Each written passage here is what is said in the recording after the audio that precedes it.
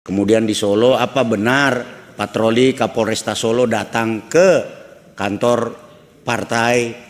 Kami sudah lakukan pengecekan. Dalam konteks operasi Manta Brata memang ada target tempat, Pak. Ada target kegiatan, ada target orang, dan ada target benda, Pak. Jadi tempat, kegiatan, orang, dan benda atau barang, Pak. Jadi objek penting dalam pemilu ini, dalam tahapan pemilu, salah satunya adalah kantor-kantor, Pak. Kantor-kantor KPU dan sebagainya. Nah, kami juga jawab terkait dengan pemasangan CCTV, Pak, supaya tidak disalah tafsirkan. Dalam berbagai kesempatan sering terjadi perbuatan pidana seperti aksi anarkisme, kemudian teror, dan maka sangat perlukan adanya data video dengan highlight HD itu, Pak. Dan itu pun kita tidak pasang di dalam kawasan kantor KPU. Kita pasang publik, Pak. Contoh misalnya yang menjadi tanggung jawab kami KPU RI yang berada di Jalan Imam Bonjol. Kebetulan KO-nya Pak Ruby yang hadir.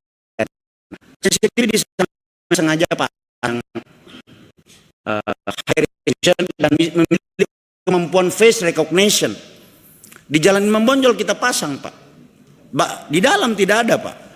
Kalaupun kita membutuhkan video yang ada di dalam, maka harus ada laporan polisi, Pak. Setelah naik sidik, baru kami meminta rekamannya.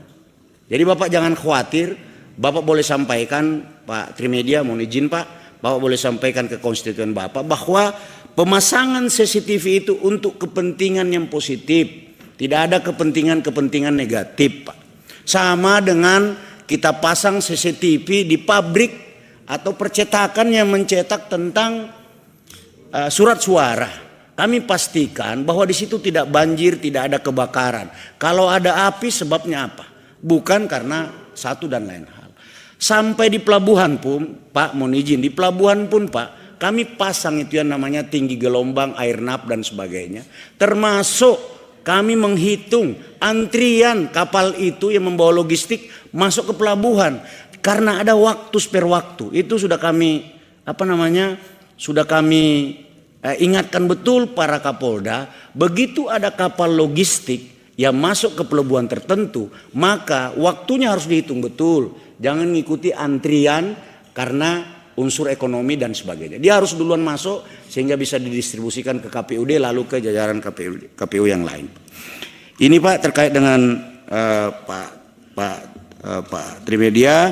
Kemudian terkait dengan laporan ke Polda Metro Jaya, sekali lagi ini fenomena, Pak. Memang betul tadi sudah dicek oleh Kasatgas Gakum bahwa ada laporan sebanyak 6 laporan polisi terhadap saudara Aiman Wicaksono. Ada 6 laporan, Pak.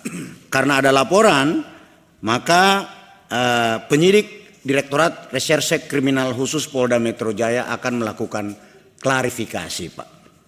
Klarifikasi ini kan artinya melakukan penyelidikan. Apakah ada perbuatan pidana atau tidak? Kalau tidak ada, seperti yang disampaikan oleh Pak Taufik Basari tadi, ini kita anggap sebagai bagian daripada proses demokrasi menyampaikan pendapat. Tapi publik juga harus dididik untuk tidak menyampaikan sesuatu yang tidak berdasarkan fakta. Apa benar ada komandan yang memerintahkan bawahannya berpihak kepada caleg tertentu atau partai tertentu atau capres tertentu? Apa benar seperti itu? Siapa? Kan katanya banyak. Nanti akan kami klarifikasi, Pak.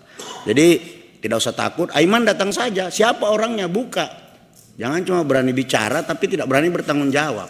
Karena jangan membangun sebuah narasi yang kemudian berakibat kepada terganggunya alam sadar publik. Saya kira Komisi 3 sangat memahami ini. Fenomena boleh 2019. Boleh interupsi Pak Ketua. Pak Ketua. Ya, mau diinterupsi ya, Pak. Soal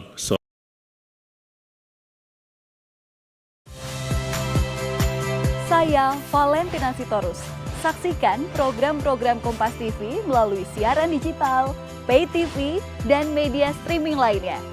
Kompas TV, independen, terpercaya.